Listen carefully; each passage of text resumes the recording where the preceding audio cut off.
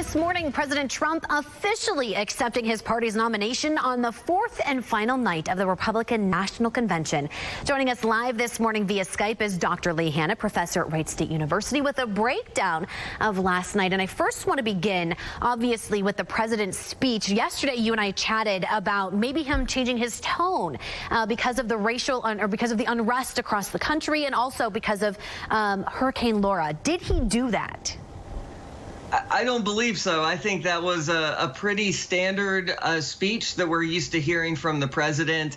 I heard some commentators say it sounded a bit more like a State of the Union than a convention speech in terms of maybe spending more time on the past than laying out an explicit platform. But I think it was one of the longer speeches we've had, perhaps the longest convention speech we've had. And I think most people who watch the president a lot think that was a pretty typical performance. And when we're talking about the Republicans, obviously all week long they've been trying to paint Joe Biden as sort of this Trojan horse. Do you think that message that they're trying to send to those voters will actually work? You know, it's interesting. I think that they had some speakers this week that I think we're more effective in trying to lay out a case against the Democratic Party as Biden being, while he might be a moderate, he's a sign of things to come and maybe, kind of controlled by his party. I think some speakers were effective with that, and then some I thought maybe did more harm than good, just in terms of the hyperbole. And I think in terms of the voters that are really persuadable, not the ones that are completely for Trump or completely against him, I don't know if that's going to be very effective. So it might be a matter of when those persuadable voters tune in terms of whether or not it's going to really affect them. Give her a minute.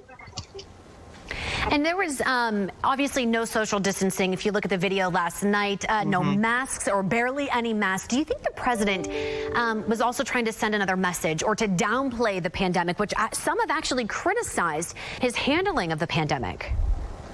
Yes, the pandemic was a central theme in the Democratic convention last week, and there was much time spent on not only placing responsibility at the incumbent, but also in speaking to those who have lost friends and loved ones and had their lives upended and lost their jobs. And it was not mentioned very much, given the case, and in some ways the visuals were to say that we're past it and it's over. And of course, if you're watching what universities are dealing with right now, we know that's far from the truth. And so it's a bit of a gamble. I mean, nobody wants to.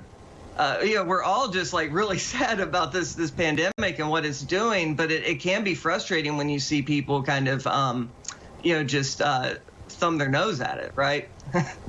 Dr. Lee Hanna, thank you so much. You have been with us the past 2 weeks breaking down the Democratic National Convention and the Republican National Convention. We thank you so much for being here for the past 2 weeks with us. Thank you so much.